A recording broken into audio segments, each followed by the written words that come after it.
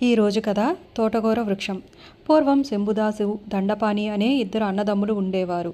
శంభుదాసు తన వాటాకు వచ్చిన 4 ఎకరాల భూమి వ్యవసాయం చేసుకుని జీవించేవాడు. దండపాణి తన 4 ఎకరాలు అమ్మేసి ఆ సొమ్ముతో వ్యాపారం మొదలుపెట్టి అలా చూస్తూ ఉండగానే లక్షాధికారి అయ్యాడు. వ్యాపారంలో లాగా వ్యవసాయంలో ఒక్కసారిగా దశమారటానికి అవకాశం ఉండదు కదా. అందుచేత శంభుదాసు ఎదుగు బదుగు లేకుండా అలాగే ఉండిపోయాడు. ఒక ఏడు శంభుదాసు తన 4 ఎకరాల పొలంలో ఒక కుంచెడు మేర దున్ని కలుపు తీసి బుట్టెడు తోటకూర విత్తనాలు చల్లాడు. చక్కటి వర్షం కురిసింది. విత్తనాలన్నీ మొలకెత్తాయి. కొద్ది రోజుల్లోనే పెరడంతా పెళ్లికూతురు ముఖంలాగా కలకలలాడుతూ కనపడింది. రోజు అతడు మోపెడు మొక్కలు పట్టుకుపోయి అమ్ముకొచ్చి ఆ సొమ్ముతో అతడు పొట్ట పోసుకునేవాడు. ఊళ్ళో అందరూ నీ తమ్ముడు ఐశ్వర్యంతో తొలతూగుతుంటే నువ్వు ఇలాగ కష్టపడటం ఏమిటి అని అనేవారు. దానికి శంభుదాసు ఎవరి అదృష్టం వాళ్ళది.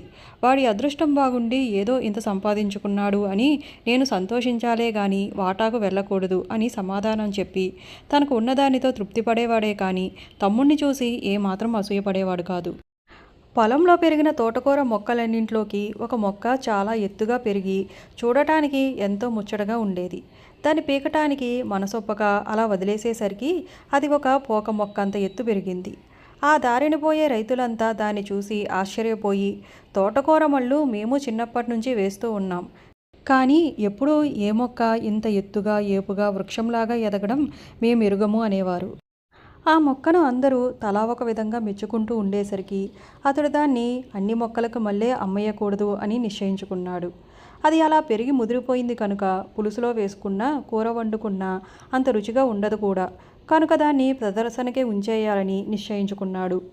అలా మరికొన్ని రోజులకి ఆ దేశాన్నేలే రాజుగారు తన పరివారంతో సహా ఆ దారిలో వెళ్తూ ఉండగా ఆ తోటకూర వృక్షాన్ని చూసి తోటకూర మొక్కేంటి ఇంత భారీగా పెరగటం ఏమిటి అని ఆశ్చర్యపడి దాని మీద మనసు పడ్డాడు.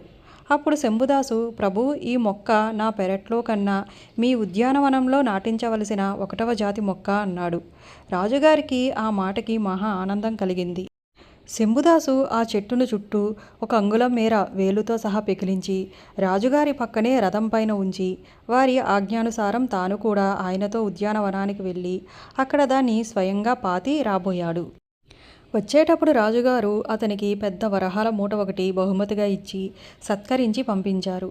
తలవని తలంపుగా వచ్చిన ఆ సొమ్ముతో దరిద్రమంతా తీరిపోవటమే కాకుండా శంభుదాసు ఒక్కసారిగా ఐశ్వర్యవంతుడు అయ్యాడు. ఒక్క తోటకూర చెట్టుతో అతడు ఈ విధంగా అఖండమైన ఐశ్వర్యం సంపాదించాడనేసరికి గ్రామస్తులందరికీ అతని పైన అసూయ పుట్టుకొచ్చింది. మిగిలిన వాళ్ళ మాటేమో గాని అతని తమ్ముడికే బాధ కలిగింది. అన్నకు పట్టిన ఉచ్చదశకు సంతోషించడానికి బదులు అతడు చాలా బాధపడ్డాడు.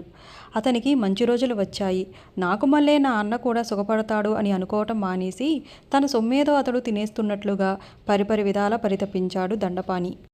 ఏది ఏమైనా నేను కూడా రాజు వద్దకు పోయి అన్నకంటే ఎక్కువ సొమ్ము సంపాదించుకొస్తేనే గాని నిద్రపోకూడదు అని అనుకున్నాడు. అయితే మరి రాజుగారికి ఎటువంటి కానుక పట్టుకెళ్తే బాగుంటుంది అని తీవ్రంగా ఆలోచించాడు. ఒక్క తోటకూర మొక్కకే అంత ఐశ్వర్యం ఇచ్చాడు. అలాంటిది విలువైన కానుక ఏదైనా పట్టుకెళ్ళిస్తే అన్నకిచ్చిన దానికి 100 రెట్లైనా ఇవ్వడా అనుకుని దండపాణి తన ఆస్తి అంతా అమ్మేసి బంగారం కొని పెద్ద డాలు ఒకటి తయారు చేయించాడు. నవరత్నాలు, వజ్రాలు ఆ డాలుకు పొదిగించాడు. తయారైన ఆ డాలును జోడు గుర్రాల మీద ఎక్కించుకుని కోటకు పోయి రాజుగారికి దానిని కానుకగా సమర్పించాడు. ఆ డాలు చూసేసరికి రాజు బ్రహ్మానంద భరితుడై మంత్రితో, మంత్రి, ఇంత విలువైన కానుకను తెచ్చిన ఇతగాడికి మనం ఏదైనా ఒక గొప్ప బహుమానం ఇవ్వాలి. ఏం బహుమానం ఇస్తే బాగుంటుందో బాగా ఆలోచించు అన్నాడు. అందుకు మంత్రి, మహాప్రభు, ఆలోచనకేముంది, ఏనుగులు, గుర్రాలు ఇలాంటివి ఏవైనా ఇవ్వచ్చు, వాటిపైన వరహాల మూటలు వేసి మరీ ఇవ్వవచ్చు అన్నాడు. రాజుగారికి ఆ ఆలోచన తృప్తికరంగా అనిపించలేదు. ఇంత విలువైన డాలుని బహుమతిగా ఇవ్వగలిగిన ఇతడు ఎంతో ఐశ్వర్యవంతుడై ఉండాలి. వరహాల మూటలు ఇవ్వటంలో గొప్ప ఏముంది, జిలేబీలతో మొహమ్మొత్తి ఉన్నవాడికి మరో 4 జిలేబీలు వడ్డించటం లాగానే ఉంటుంది. కనుక అపూర్వమైన వస్తువు ఏదైనా ఇవ్వాలి అన్నాడు రాజు. దండపానికి బహుమానం ఏమివ్వాలో అర్థం కాక ఆ రోజుకి సభ చాలించి రాత్రి మళ్ళీ ఆలోచనలో పడ్డాడు రాజు. మరునాడు రాజుగారు ఉద్యానవనంలో పచార్లు చేస్తూ ఉండగా అక్కడ పెరట్లో శంభుదాసు పాతిపెట్టిన తోటకూర వృక్షం కనపడింది. దానిని చూడటంతోటే రాజుకి ఇంతకన్నా అపూర్వమైన వస్తువు ఉండబోదని అనిపించింది. నవరత్న ఖచ్చితమైన బంగారు డాలు బహుమానం తెచ్చిన దండపానికి ఇది ఒక్కటే తగిన బహుమతి అనుకున్నాడు రాజు. ఆ చెట్టును జాగ్రత్తగా వేళ్లుతో సహా తవ్వించి దండపాని బసకు పంపించాడు. ఏనుగులపైన గుర్రాలపైన వరహాల సంచులు వస్తాయని ఎదురుచూస్తూ ఉన్న దండపానికి ఆ తోటకూర వృక్షం ప్రత్యక్షమయ్యేసరికి గుండె నీరైపోయింది.